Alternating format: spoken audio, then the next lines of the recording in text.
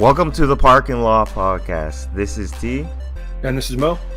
This is where we talk about comics, movies, TV shows, and everything in between. So, Mo, what are we going to talk about today?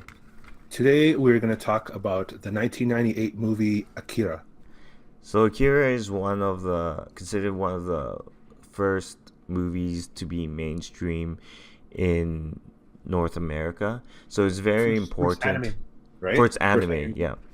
So a lot of the stories do come over now, but this was the first story, and it's kind of like set in a dystopian future, and a lot of movies nowadays are based off what Akira did. Yeah, there's a lot of heavy influences from like The Matrix, a bunch of different movies, everything to like Kanye West music videos are all inspired by Akira. Oh, Kanye West. So, tell us the brief little plot of Akira. For sure. So, really quick though, Akira is based on the manga by Katsushiro Otomo, and he actually directed this movie too. So it's pretty cool that you have the manga creator become the director of the movie, so he has like full control over this thing. So the movie starts out, it's in 1988 to give us a quick glimpse of what happened. In 1988 in Tokyo, this giant explosion happens right in the middle of Tokyo, and like millions die, and it's like this horrible disaster. And then the movie skips forward 31 years to 2019, and now you have Neo Tokyo. So they rebuilt Tokyo, and it's like super advanced, but it's also like grimy and kind of like dirty, and it's like people are not exactly happy. Like they're advanced, but they're not like a utopia. So the story talks about two bike gang members. We have Kaneda, who's kind of like the protagonist, maybe. It's between him and Tetsuo. I think they're both protagonists for different reasons, but they're two friends. They're part of this bike gang, and then they get involved in this like government secret project, and then there's people with powers, and you get a lot of like government interference. You get political rebels, people who are trying to stop these weird experiments that the government's doing. There's a lot of different elements. There's religious zealots, like people who are like talking about worshiping the explosion that happened 31 years before. So in the middle of all of this, Kaneda is trying to save his friend Tetsuo, who gets kidnapped by the government. And I think that's as much as I can say spoiler free. Anything I missed? No, that's mostly it. This movie has a lot in it. So oh yeah, I watched it, and there were so many things happening, and they have like different plots, and then as it kind of goes to its climax, everything starts wrapping up. And it's one of those movies that you can't just watch once, because then you're gonna forget about some of the other things. So if you watch it a second time, you're gonna be able to understand and see some other little things that shows up. So that's why I felt with the movie, it was really good, but it just had to take time to set in. It was at the end of the movie, I was like, I don't know what to think about it.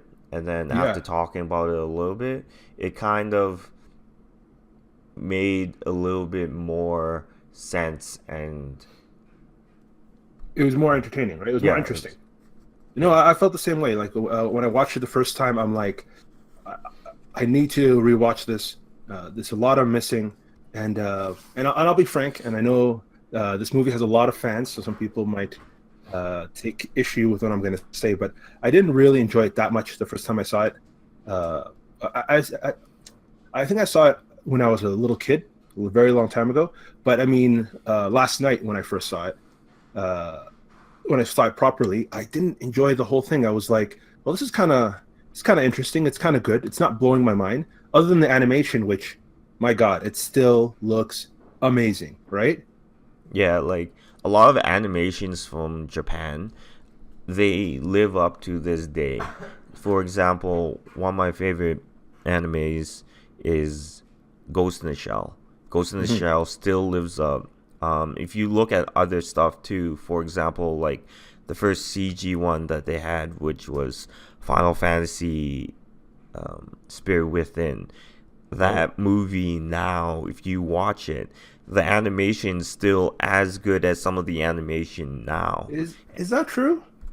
Well, it's I, still like I it haven't still lives up. It still looks beautiful.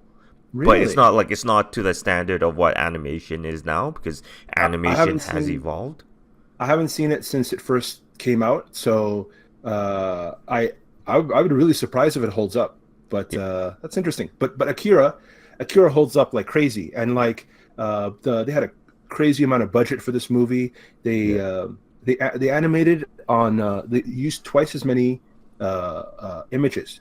So usually a lot of times like films are usually done in 24 frames per second, right? yeah, And usually they animate on every second frame. So they only do half as much. They only do like 12 frames, yeah, right? This movie, they're like, no, no, no, we're gonna double it up. So it was double the work. And I think it was one of those movies, one of the first movies in anime movies where they actually recorded the audio first. So before they used to just do the animation, keep the person's face static while they talk, right? yeah. And then they would record the audio after.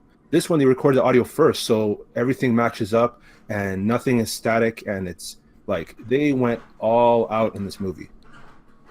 Yeah.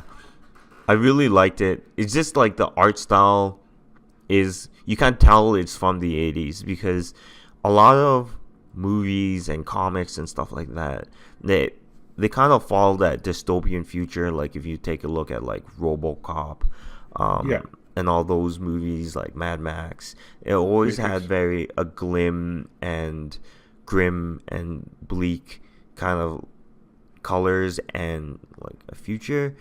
Yeah, um cyberpunk and this yeah, kind of stuff. But and this it's not the only one. Like this movie did take inspiration from Blade Runner, and there are a lot of other mangas. I think that the director and the writer took influence from, so much so that he actually named two of the main characters. I think the Colonel and Kaneda. They're yeah, both named after characters from that original manga that he was highly inspired by. Right.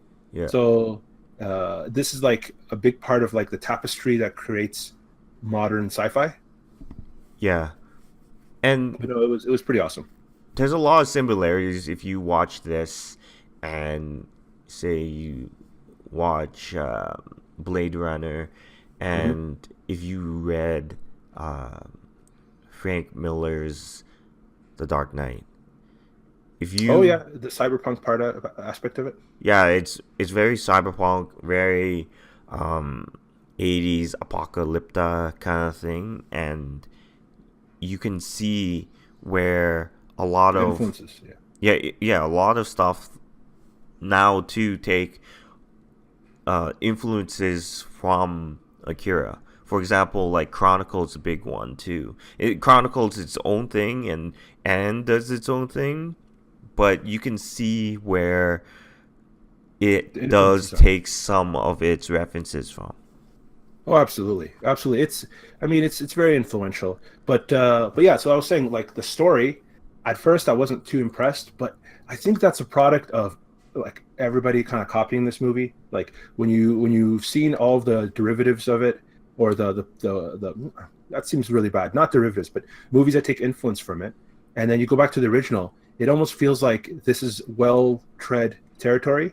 But then it was the first. It was the original. You know, like it. Uh, you can't really have the effect that people had when they first watched this without without seeing any of the other really big budget dystopian movies and animes and things like that, right? Yeah, But having said that, even though I wasn't like blown away, um, after I watched the movie and I did a bit of research and I was kind of like figuring out what the movie was trying to say, yeah, it really became far more entertaining for me, far more interesting, and like a lot of symbolism, a lot of layers, and like a lot of really good Japanese media that I've consumed.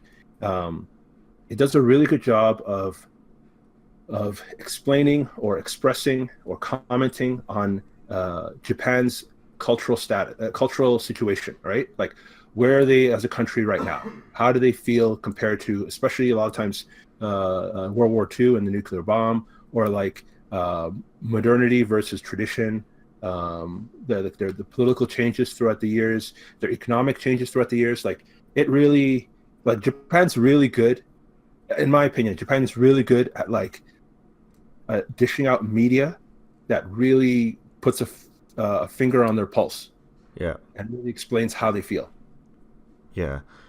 Like I just came back from over there, and a Yes, you lot did. of yeah, and a lot of the media and everything is so different. It's just because the culture is a lot uh different from ours, and you can see like how they've evolved differently from how we have, and Mhm. it's it's huge. It's like when you watch a lot of modern sci-fi movies, especially like Blade Runner. Blade Runner takes a lot from Tokyo, and because it's so similar and it's very futuristic, and the person Absolutely. who actually directed it was in love with Tokyo. Ridley Scott, yeah. Yeah, Oh yeah, and absolutely. Like it like these two movies really reference the real Tokyo and how it has the like crazy neon lights, how it seemed really futuristic at the time, how like they're huge sprawling urban city, and like it's like they didn't pull it out of nowhere. This isn't fantasy. This is just like a reflection of how crazy Tokyo was, especially so soon after World War II, and how they were able. Actually, let's get into that. Like, do you want to talk about some of the themes and some of the references to Tokyo itself? yeah, like so different things in there is like yeah, like it's very in Tokyo, it's very up, like if you look in Canada and United States, everything's very horizontal, right? Yeah, Everything's built very horizontal and it just spreads to the distance. But Tokyo is very built up. So if you take a look at it, it's up, a very lot of vertical. neon signs, Yep. and a lot of people. There's a lot of people concentrated in a really small area. Like Japan Hmm. is like a is an island, but comparatively to Canada, it's like a baby. And if you take it, you can put it in some of the Size wise, provinces. Like Alberta, you can take Japan and yeah, put it into Alberta. yeah, And yeah, that's it's how small. small it is, but it Yeah. has so much um it has so much in it. And then the people, the culture, it's beautiful. I love the culture there. But Oh, absolutely. They have 127 million people in Japan, yeah. compared to what are like 34, 33 million in Canada. Yeah, and probably most of it's in Tokyo too. Yeah, it's insane. It's absolutely insane. So a lot Uh, of in Akira, it has a lot of hidden meanings, and let's get into that. Should we go into spoilers now? yeah, let's go into spoilers. Full spoilers. All right, go ahead. So one of the things is how Tatsu, he's in that accident, and they do some tests on him, and Hmm. they put like a little bit of Akira into him, right? The green medicine stuff. Yeah. Oh, So I they think give him he some powers. So they're testing on him and are creating like kind of like Akira. So putting Oh, powers into him. right? I thought the way I understood it is that he had these latent abilities, right? And I think they said that everyone has those, but some people are born and they have uh, greater access to that. So I don't think they created him. They Yeah. more just like They were they gave nurturing it him. more. Because they Yeah, they did definitely nurtured surgery him. on him and kind of like created, gave him a little bit more power, kind of thing. Absolutely unlocked his latent abilities. Yeah, and in a way, you could say what he did in the end was because of the scientists, and it's just kind of Mm-mm. you kind of can see, kind of harkens to like our morality too, because like the scientists want to discover and learn and observe, and you can see that scientist throughout. He's continuously looking and he wants to see more, even when Tatsu is getting to a point where he's out of control. He's still watching and not really doing much, where in the beginning it was like when the scientist is talking with the military member, the Yeah, military is like, well, if he's getting out of control, kill terminate him. him, Yeah. dispose of him. Hmm. But he doesn't do that. He just wants to see more. And that's kind of like the human curiosity, where we want to see, um, and strive for technology, strive for everything, but At all then costs. it's gonna destroy us because Mm. there's something that we're just gonna let go, right? And So it's that, like the hubris and the arrogance of relentlessly striving for progress, even yeah, at the cost of yourself. yeah, Okay. Yeah. No, I definitely see a lot of themes of that in this film. yeah, and also looking at the government. So the Hmm. military is continuously wanting to like test on all these stuff, right? But then the government is doesn't have any money, right? Or it's like, oh, all money is going to the military kind of thing, right? But the government is also giving money to the rebels.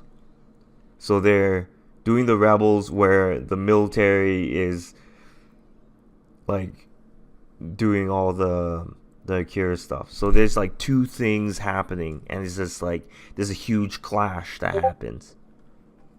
Oh yeah. I mean, like, so I think the scene where they're having a meeting of all the government officials, and the colonel kind of gets thrown under the bus, Yeah, or at least he's blamed for the, one of those shriveled old kids yeah, getting out. I think that was supposed to show more like this turmoil in the state of Neo Tokyo. Like you have all these government officials, th- they don't really doesn't seem like they really want to work together to have like a greater future. They're all out for themselves. The military guy has his goal. Then you have the housing guy. Then you have like people talking about money and they want to shift blame and they're like yelling at each other. And then you have that guy who's like I think his name in Japanese comes from the word rat, and they yeah, gave him like buck teeth like a rat.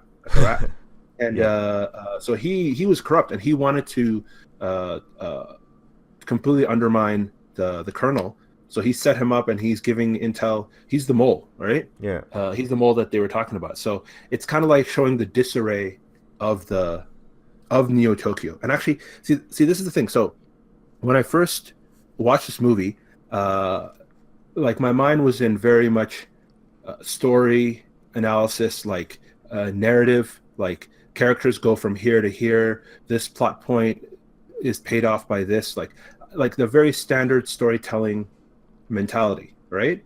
And yeah, but this movie, the more I think about it and the more I research about it, it's less a narrative trying to tell like some sort of coherent story, and it's more of like an exploration of Neo Tokyo, and Neo Tokyo obviously represents modern day Tokyo, right? yeah, So they're less interested in telling you a story and more of a feeling and of capturing the emotions and the state of Tokyo, modern Tokyo in the 80s, right? Yeah. So one of the things I thought was the most obvious and the kind of most interesting part of it is that this movie deals a lot with World War II anxieties, right? So obviously, after World War II, Japan being the only nation in the world to ever have nuclear weapons unleashed on the general public on a populated two populated cities, right? Yeah. So they have this very unique experience that no one else in the world has. So from that, there's a lot of anxiety about the future. There's a lot of anxiety, like obviously Godzilla, and a lot of the other media deals with that. They talk a lot about radiation. They talk a lot about mutation. So in this movie, you got like a post-apocalyptic style cyberpunk world. The population, everybody's disoriented. You got like mutations when it comes to Tetsuo's body. You got all these religious zealots, and apparently there are a lot of religious zealots came out after World War II. You have gangs, you have these revolutionists, you have mad scientists, you have like rampant capitalism that's like consuming people, and you have like this country that has like gone from rubble to one of the major powers of the world very quickly. Just like Tetsuo, he went from this weak, uh, like kind of like pathetic kid who always has to be saved, who's not as strong as the others, who's not as capable as the others. That's like Japan after the bomb, right? Yeah. Like they're crippled, and then all of a sudden, really quickly, he becomes the most powerful person in the city. Yeah. And but then after he becomes really powerful, he starts getting corrupted. So that is kind of, I think, what the writer and the director, what he wanted to express about Tokyo. There's that scene where the mad scientist is talking to the colonel, and he says, "Oh, you want to save the city?" He's like, "Yeah, but our spirit for building is gone, right? Our spirit for working together and getting out of this crisis is gone. Now it's just a bunch of hedonistic like slobs." And so he's like, we did it. We got powerful, but all of a sudden now we're wasting it. We take it for granted, and we're we're not the shining beacon that we should have been. We're like this dystopian kind of neon commercialized mess.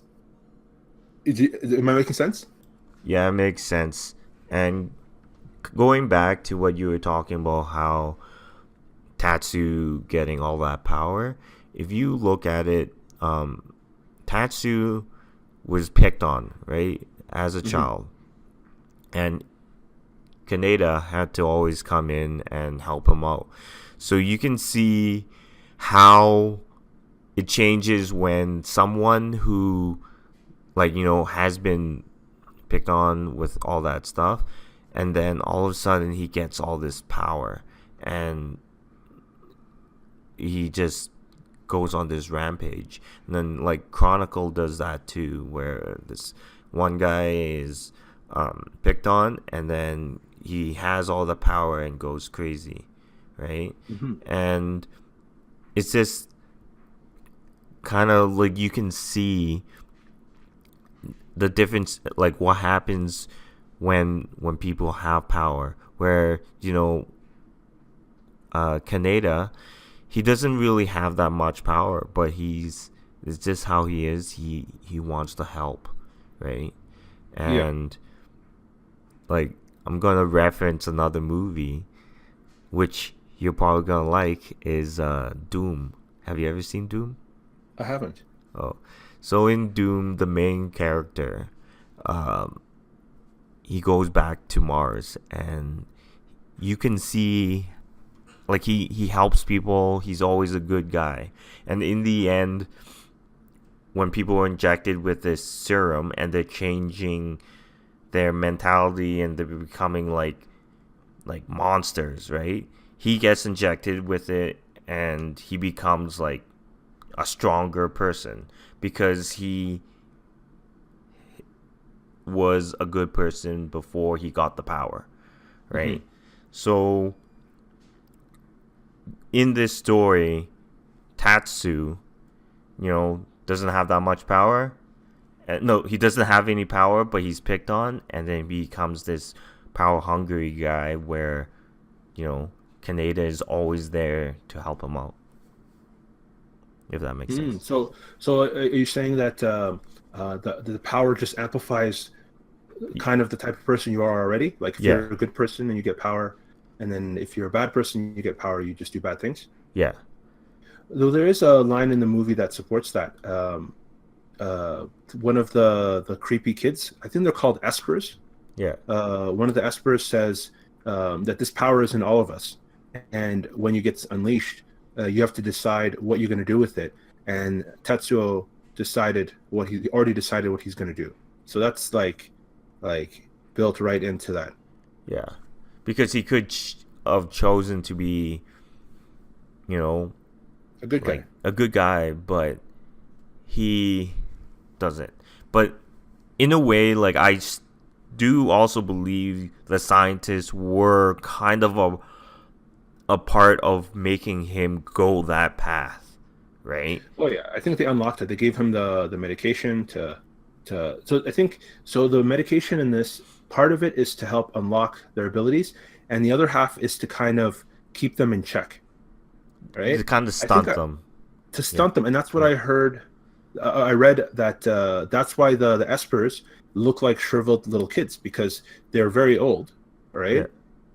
And but the medication caused them to get wrinkly, to change their skin, and to keep them that height. And they seem to not be able to develop mentally either, right? yeah, So when the guy says come, the colonel says to Tetsuo, come with me. He's like, what? You want me to become pop the medication, be a good little boy, and become shriveled like those little kids?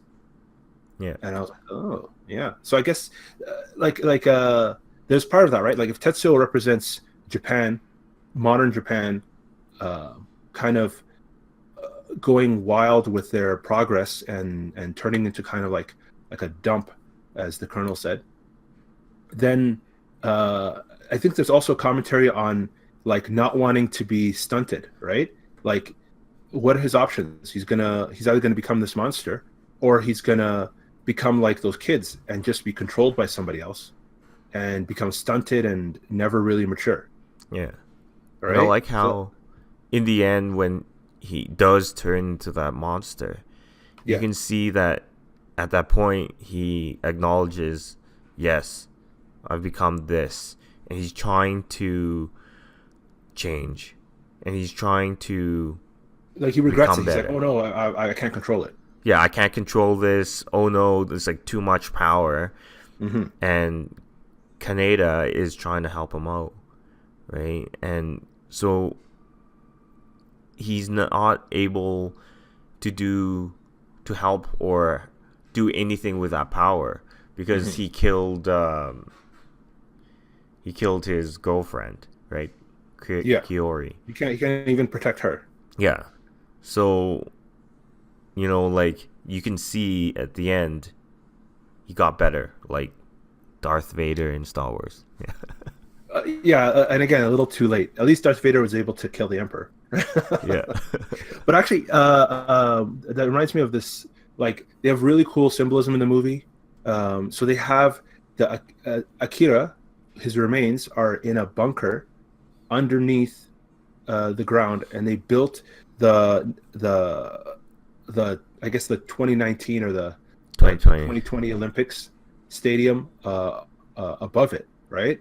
So that's symbolic. Like you have the destruction of Tokyo, of Japan, of their society and their culture, and then on top of it, they put a symbol of progress. So apparently, in 1964, Tokyo held the Olympics, and that was like their way of showing to the world, like we have come very far Yeah. in like very short amount of time. We went from being nuked and losing the war to like now hosting the Olympics and showing how we're like more of a modern city, right? Yeah. So you have the symbol of their progress built on top of the thing that caused them all the destruction.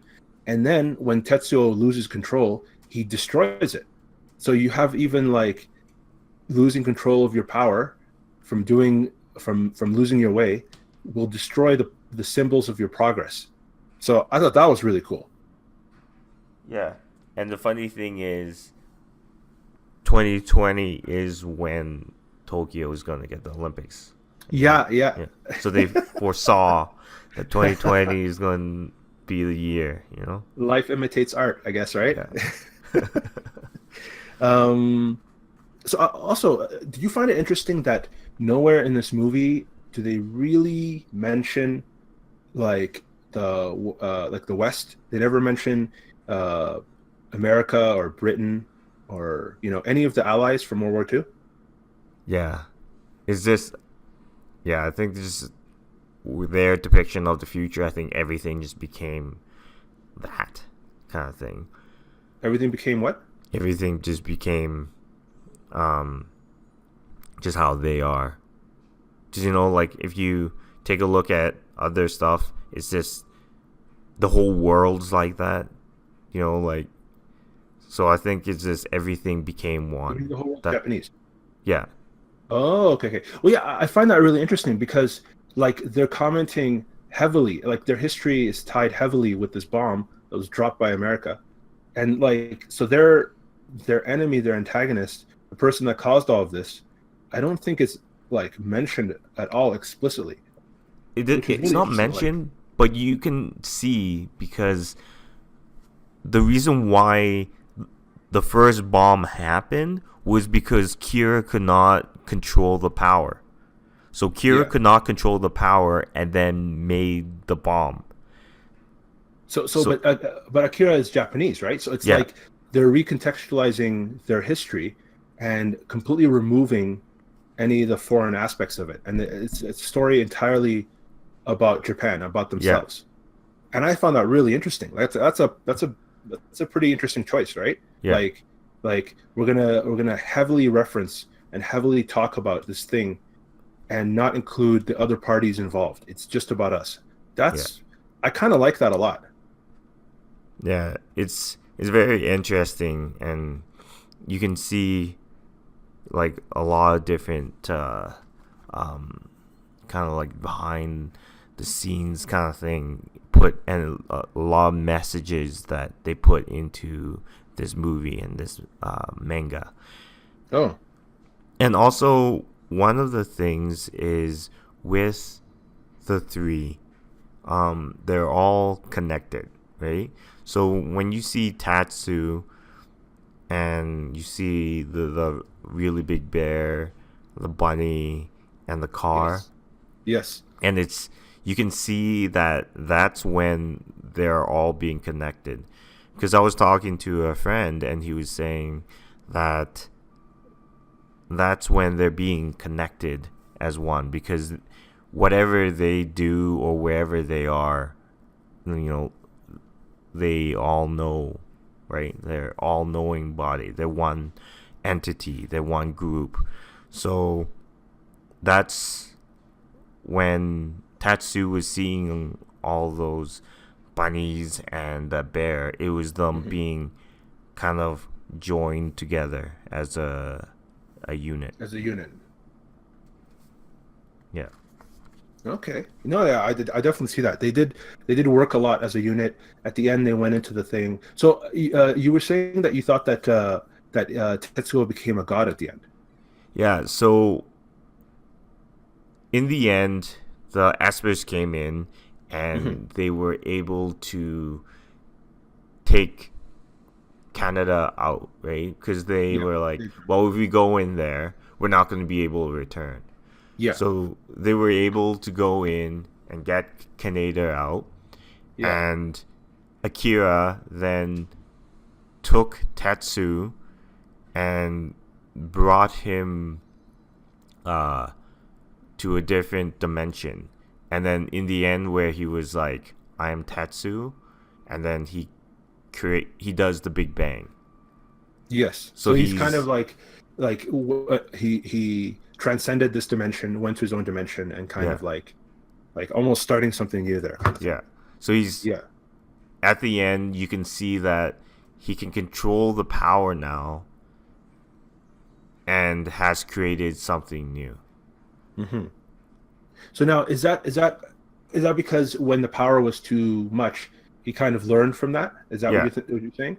it's And then just him and the Espers worked together to do that. yeah. So you can Okay. see that when he went into that big monster, it's just too much power, crazy, becoming something horrible. But Hmm. he was saved by Akira, and then you can see that he understands the power and how to control it and become something more. Nice. Yeah. No, I definitely agree with that. But what does that say? Like, if we're following the idea that that this movie and Tetsuo especially is kind of an allegory for modern Japan, Yeah. then what does that say about the director's idea of where Japan's heading, right? So Yeah. like obviously he has some criticisms about Japan's modern love of capitalism and and how they're politically and militarily kind of in a mess, and how like they're rebels, and there's, oh, we didn't talk about it, but there's a lot of like young versus old, like Yeah. a lot of the hope and a lot of the young people, it resides in the young people, and a lot of the old people all just corrupt, right? Yeah. But anyway, so if we're going along with that allegory, what does that say in the end, where Tetsuo goes over and transcends? Because they said all people have the ability to do this, right? Yeah. It's just that he was able to unlock it. So if it ended the movie like that, what do you think that the director thought about Japan's future? I think I think he said there was like what I would think that he was saying is the he thought it was going to be going like to a point where they're just going to wreck themselves. But as you can see now, they have evolved. You know, they got all this power. They became this big powerhouse. But then you can see everything has been evolving, right?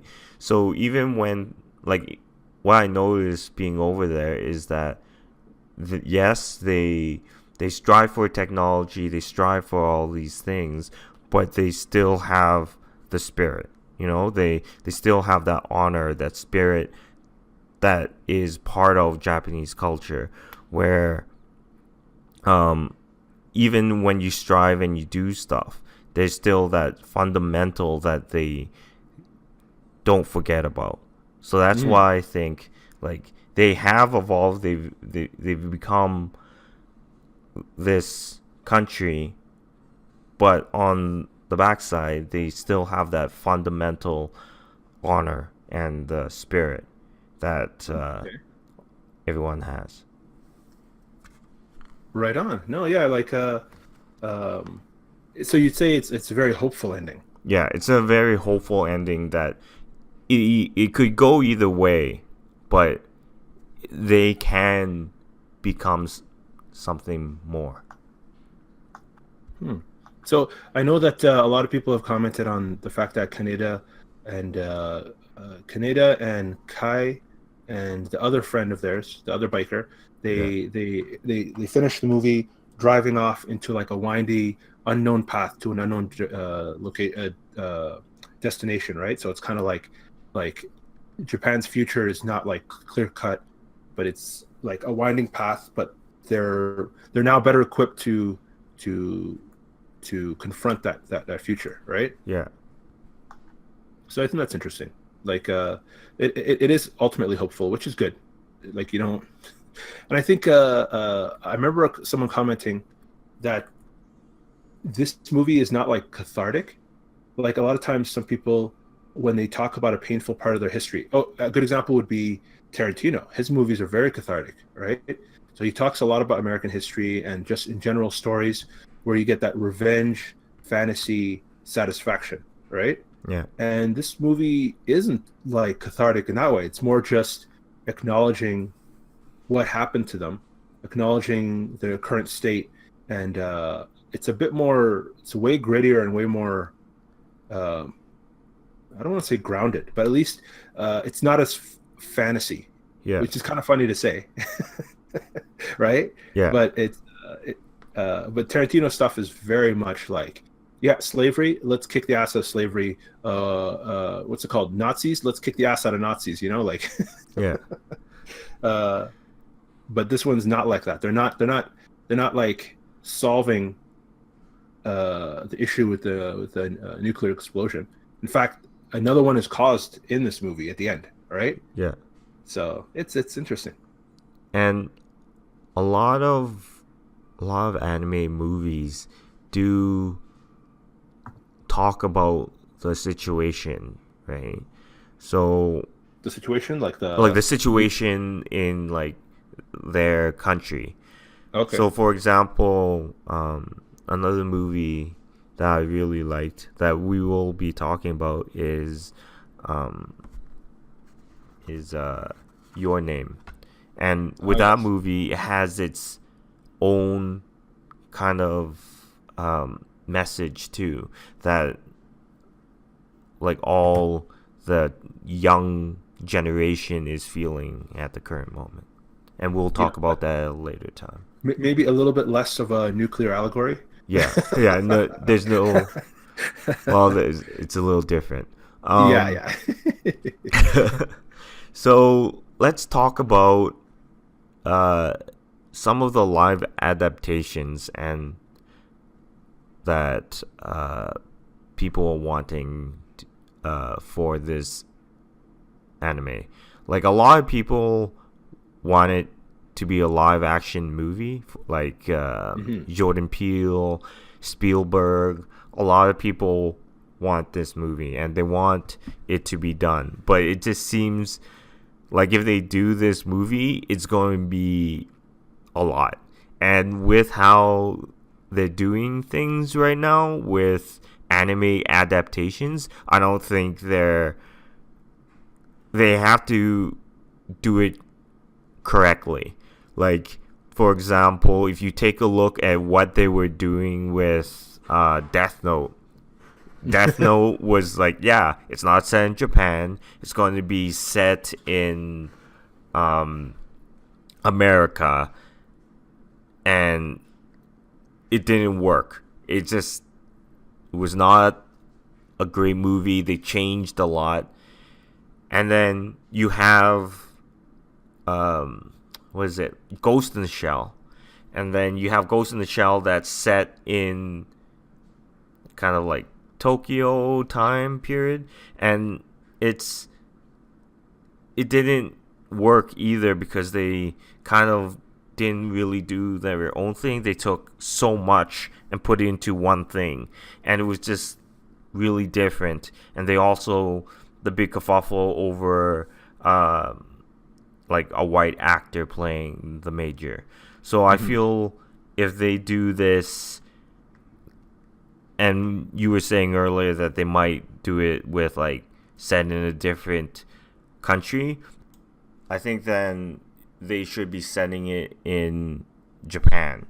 Like for my opinion, they shouldn't be taking this and then putting it into America, right? If they set it where it is and say have like an Asian cast and stuff like that, and it would kind of be an homage to the anime, and I think it would work more because there is a lot of hidden messages in between Akira. So if you're sending it into somewhere else, like say if you set it in Canada, Mhm. like yeah, it's good, but is it believable? Hold on, hold Did on, hold on, anything hold on, hold on. really happen? TT, hold on. A Canadian movie, Akira, live action, Yeah, but starring like fully Canadian cast, no, like not like the not like characters are all full in setting. Canada. I'm saying I, like I was just about it. to say how this movie is not the live action version is not possible, especially with set in America and all that kind of stuff. But as soon as you said set in Canada, I am 100% in. This would be amazing. This would be so cool.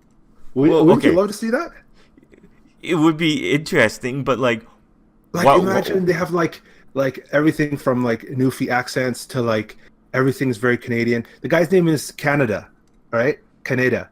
Like this would be so cool. Like I don't care about like making a good movie. It just I would love to see that. I would buy tickets opening night. That would be amazing. I want make that happen, T. Oh, Canadian but Akira. okay. What's the bomb? Like when the bomb drops in Akira, it's like a nuclear bomb. So like, what happens? Like a maple It's syrup flood that just floods no. everything. It's a healthcare bomb. It just blows up and gives everybody free healthcare. No, obviously that'd be dumb, but I would love it. Like I would really, really love it. I want anything set in Canada. Like just like we're so underrepresented and so like lacking in our film industry that But anyway, so the actual Akira movie that they're making. So like you mentioned, I think Jordan Peele was attached to it at some point. Steven Spielberg was attached to it a long time ago. But the latest director to be attached to it is Taika Waititi from Ragnarok. Oh, Yeah, I don't think that's particularly a good idea, especially what he did with Ragnarok. I know a lot of people loved it, but I like. Well, okay, so in the past they've had versions where Kristen Stewart and Gary Oldman were attached. Now I don't know who they'd be playing. Maybe Gary Oldman would be playing the general, and then Kristen Stewart would probably playing Kai. yeah, I don't really know, but and there's previous scripts where it was set in Manhattan, and but I guess like what I'm reading is that because of the backlash against Ghost in the Shell, they're very nervous about whitewashing all the characters. So Taika Waititi himself, he said that if he was going to do this, he wants to go back to the manga, right, yeah, and B, he wants to have it star a group of Asian teenagers. So he didn't say that it's gonna be set in Tokyo, but he did say that he wants a group of Asian teenagers as the main characters. So they may want to try to have their cake and eat it too. So have a bunch of Asian teenagers, but it's set in Manhattan, and I don't know. Like this whole project sounds like a horrible idea. yeah. I think this is going to be like a very hard adaptation for them to do. Like a lot of comic Yeah, book stuff, it's and anime and stuff like that. It's very hard to do. Like no, for it's not. Like example, look how yeah, many good comic book movies they make. Comic movies are not hard to adapt at all. yeah, But but anime like is really really hard, especially this one. Like this isn't just like what my argument was before, that it's not just a narrative, it's not just a story, it's talking very specifically, it's exploring modern Japan in the 80s in reference to World War II and yeah, all the anxieties and the changes in their culture and their economy, right? So if you take that kind of away, all you have is kind of like a disaster movie, right? yeah, You may have like a kid who's bullied and feels not very powerful, then becomes powerful, and then what's it called? He becomes powerful, and then the power corrupts him. I guess you could do that kind of story, but I don't think it'd have the same impact. I don't think that's what people like Akira for. You know what I mean? yeah, And I think your comparison to Death Note is apt. So they took Death Note, which was again a story about Japan and like their culture of really loving and idolizing people who are exceptional, right? Like he's an exceptional student. He's good in school. He's handsome. All the girls like him. He's good at sports. All that kind of stuff, right? And to yeah, take someone like that and have him choose who lives and who dies, and then having the whole cat and mouse game like that. That's the point of Death Note. So then when they brought it over, they're like, let's strip all of that away. None of that is in the American version. We're just gonna have the most cliche American story about a kid who's a nerd and he's bullied and he's doing it all to try to get the girl, and the girl's a cheerleader, and like it's it became so toothless. It became so derivative of like a million other American things, and then lost the entire heart and soul that was in the original anime and manga. Yeah. So that's what they're going to do with Akira. They're going to take away all the things that made it important and interesting, and they're just going to make some generic Americanized story, and and they're forcing all the imagery and the design and the characters. They're going to force that into a story that's like lifeless now. I don't know. Yeah. Like I hope I'm wrong, but especially if they have Taika Waititi, he's just gonna ad lib half the movie. Yeah. It's all going to be improv. Is it going to be a comedy now? And you know what? Like when you're saying they're going to get like an Asian cat. It's like a teenage Asian cast. Yeah. A lot of people say that I look like a teenager, so it's perfect for me, right? Oh, oh, I see. I see. So you want to play Yamagata, the guy who just dies in the movie. Yeah. Or who would you cast yourself as? Would you be Kaneda or would you be Tetsuo? Oh, I would be Tetsu. Yeah, that's Really? me, man. Yeah, right You'd be there. Tetsuo. Yeah. So you have the Kanye West complex now. Have Yeah. you seen his music video? No, no. He's got this music video for his song "Stronger" that samples from Daft Punk. Yeah. And in it he has a whole bunch of he's Tetsuo, and he has a whole bunch of like imagery from the manga, like when Tetsuo's in that machine when Yeah. they're doing experiments on him. Yeah. He has that scene. He has the bikes going through the city. I think he even has the scene where he breaks out of the hospital. uh, Uh, what's it called, gown, the medical gown, yeah. hospital gown, and so like the whole movie, the whole music video, and he said that Akira and No Country for Old Men or There Will Be Blood equally his two favorite movies of all time. Wow. Yeah. Well, I guarantee you, I'm not, Kanye, so I think it'll be good. You are not Kanye, definitely not, definitely not. But so what's your verdict? Live action Akira movie, yay or nay? I would say nay till they can. Nay, but if they have a good like a good direction for it, I would want to What would see be your it. I would direction? want to see it.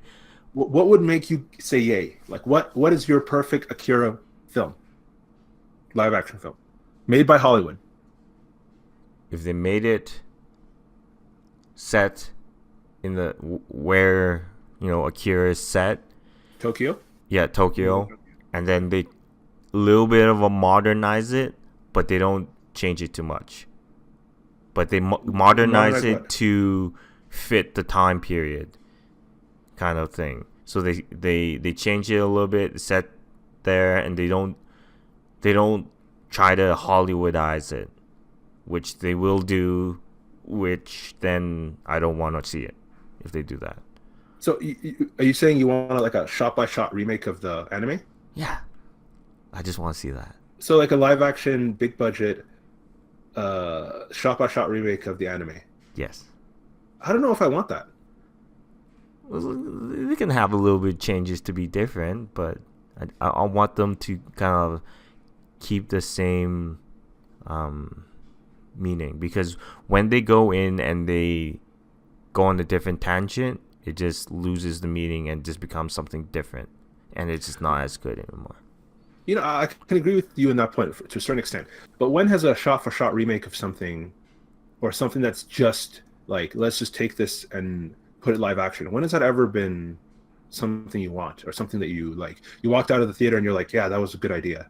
Well, like I wouldn't say like shot for shot. Like for example, if you take a look at like Watchmen, Watchmen's not the greatest, but they did change things, right? Like, so in the end, instead of the big octopus monster eating the whole world, they had like a bomb, right? Yeah. So they kind of modernized it and changed it a little bit, where I feel it they But did that you're in. talking about adaptation of a different medium, right? Yeah. So yes, it was a comic and it became a movie. So there's a bit of leeway. There's a bit of things that you can change. But we're talking about a film to another film.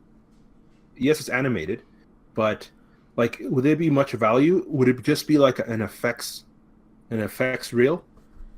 I feel that that's what it would be with Akira, though. Like for the same So thing would you as. want that? Would you want just an effects reel? Yeah, I don't think I would want that. Because Yeah, in a way, like I thought I would want Ghost in the Shell. I liked it, but it didn't live up to a lot of people's expectations. yeah, that's what I heard. I haven't seen it, but that's what I heard. So I don't know. Like it seems like unless someone can really crack it and find a reason to make a Hollywood uh, uh, Akira movie, I think it sounds like a bad idea. Just sounds Yeah, like a really bad idea. I haven't heard an angle that would make me. Oh, okay, the only angle that would make me want it is set in Canada. It's set in Toronto. That would be amazing. Maple Flood.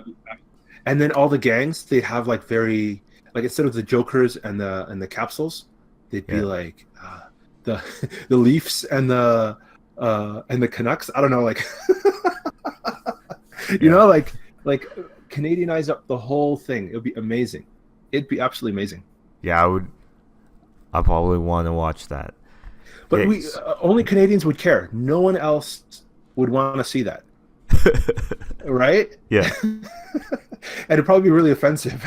Oh, but super. Okay, but well, anyway, I would say in the end, to if you haven't seen the original work, to go see it. Same as you, the Mo? anime and the manga, right? Yeah. The anime, yeah. Yeah, right on. And I think that will be it for today, and we'll see you That's a wrap. guys next episode. Right on. All right, thanks guys. Bye. Bye.